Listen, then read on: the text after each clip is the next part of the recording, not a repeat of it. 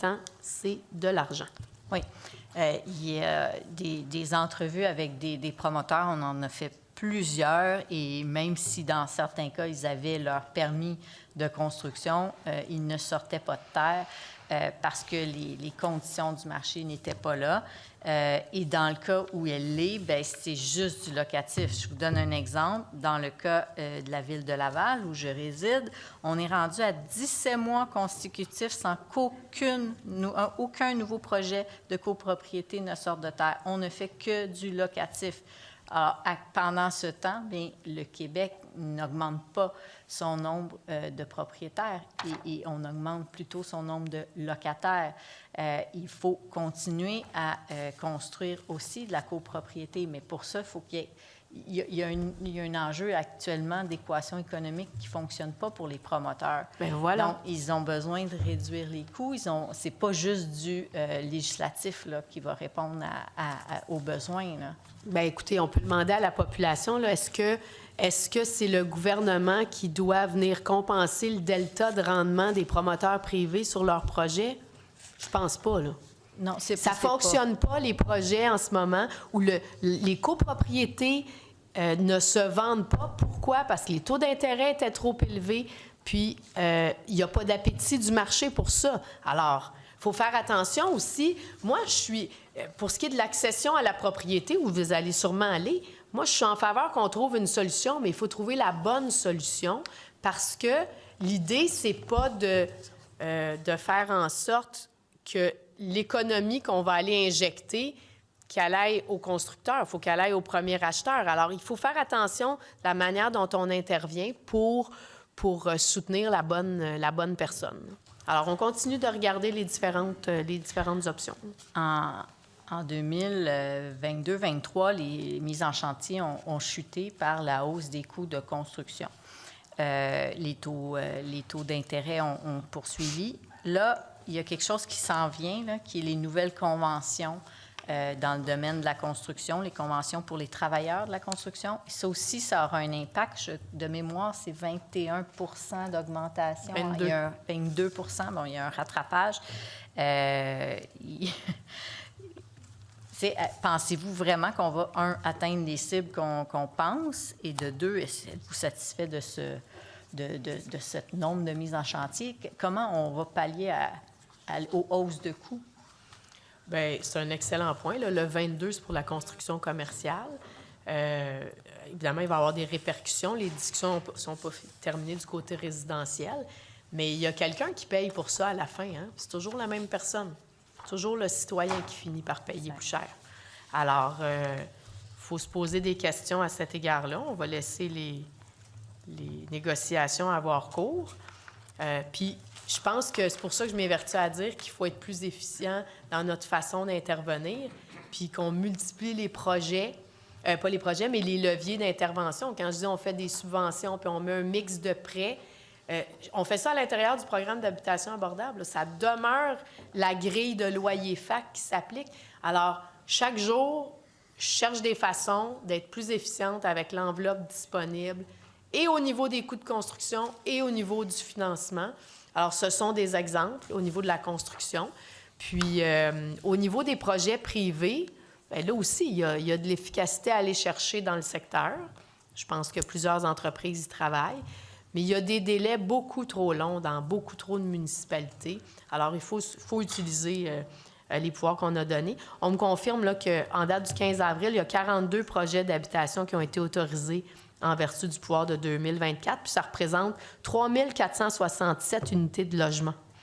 Donc, puis 19 municipalités qui se sont prévalues du pouvoir puis qui ont un profil varié. Alors, clairement, ça a été une excellente mesure. Moi, les gens que je rencontre en habitation, ils me disent que c'est la meilleure affaire qui a été faite depuis des années.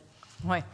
On verra dans quelques années les scandales qui ressortiront, s'il y en a. Je ne le souhaite pas, en toute sincérité, mais pour avoir vu ce qui s'est fait, le fling-fang à Laval, à l'époque de Gilles Vaillancourt, j'espère sincèrement qu'on ne retournera pas là. En Ontario, ils ont... Je tiens juste à... Je m'excuse de vous interrompre, mais le pouvoir est dévolu aux villes. Alors là, si vous pensez que toutes les villes sont corrompues, ça, c'est Non. votre Non, affirmation. on l'a eu, le débat, Madame la ministre. Vous savez très bien où je loge. Vous savez très bien ce que j'ai combattu à l'époque à la Ville de Laval. C'est pas ce que je prétends. L'Ontario a retiré la taxe sur les projets de logement locatif. Le fédéral également. Le Québec n'a pas suivi. Pourtant, l'habitation, en tout cas, je crois qu'est un bien essentiel. D'autres produits essentiels ne sont pas taxés. Alors, pourquoi au Québec, on n'a pas suivi la vague? Là, je l'ai dit tantôt, là. À un moment donné, il faut faire des choix. Rien ne se perd, rien ne se crée. Alors, si on décide qu'on coupe la TVQ puis qu'on se prive d'un revenu X, bien, il y a d'autres choses qu'il faut couper. Nous, on a décidé de prendre le 900 millions puis le 92 millions et de diriger ça spécifiquement vers la construction de logements abordables puis à but non lucratif. C'est le choix qu'on a fait. Oui. Est-ce que ça aurait vraiment privé tant de revenus que ça? Ça, c'est la grande question parce que des unités qui ne sont pas construites pendant des années par ces frais, ces coûts-là. Et donc, l'Ontario a fait ce choix-là. Est-ce qu'on l'a analysé réellement et voir l'impact qu'en Ontario, ça a eu lieu chez eux?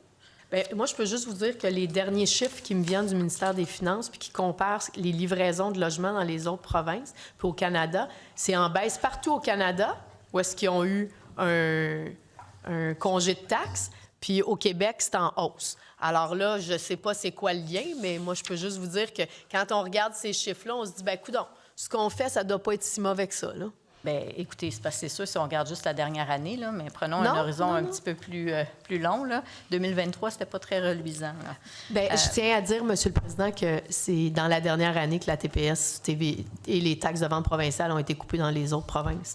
Puis leurs chiffres sont en baisse. Alors, on va comparer des pommes avec des pommes. Puis je pense que pour le moment, le Québec se positionne avantageusement.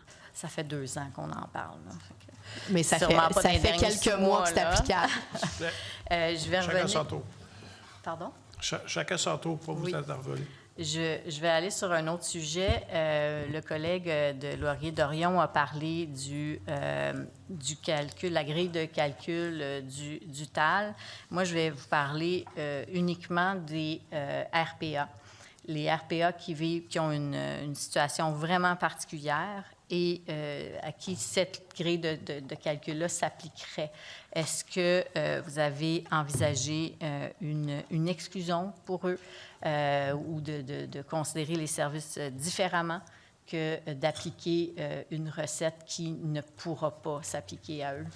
Bien, écoutez, je suis entièrement d'accord avec ce que vous dites là. Puis effectivement, on travaille avec eux pour trouver une recette qui fonctionne. Premièrement, c'est important pour moi, je le rappelle, les modifications au calcul de fixation de loyer.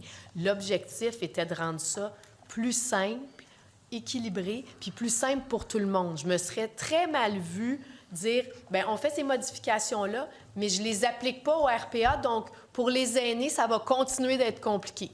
Alors, je ne voulais certainement pas arriver avec cette proposition-là. Donc, on a un nouveau calcul pour tout le monde, mais on est en discussion avec les représentants des différentes RPA. On convient avec eux qu'il faut faire quelque chose parce qu'il y a le volet logement dans les RPA, mais il y a le volet service. Et il faut que ce soit mieux considéré dans la formule de calcul là, ou dans la nouvelle approche qu'on décidera ensemble d'appliquer. Donc, quand ça a été présenté, la formule, ils n'ont pas été consultés avant parce que c'était connu là, qu'il y avait une particularité, les services, là. On ne les a pas consultés avant? Bien, on n'a pas touché aux services, là. On n'est pas là. Ce que j'ai dit, c'est qu'on a une formule simple pour tout le monde et bien sûr qu'on les a informés que les RPA, on était conscients qu'il y avait d'autres choses à faire. Ils ont des demandes de longue date, on en discute, puis on va arriver à une solution avec eux plus tôt que tard, je l'espère, là, parce que c'est important ce qu'ils font, puis les services qu'ils rendent à notre population. Oui, mais ils ont par exemple, ils doivent acheter des équipements c'est pas juste le volet service, là, c'est les investissements qu'ils ont à faire et c'est différent de d'autres du marché résidentiel régulier, là. C'est complètement à part. Donc, même le volet logement, si il est calculé de la même façon, sans prendre, par exemple, l'amortissement, prendre en considération l'amortissement pour les équipements qui sont uniques à ces résidences-là, bien, ça va faire un frein. Moi, plusieurs m'ont mentionné qu'ils envisageaient carrément de fermer. Puis on le sait qu'il y en a beaucoup qui ont fermé dans les 2 dernières années. On ne peut pas se permettre d'en perdre d'autres, là. Je suis entièrement d'accord avec vous. Puis on a une période là, le règlement est en pré-publication. On prend les commentaires de tout le monde.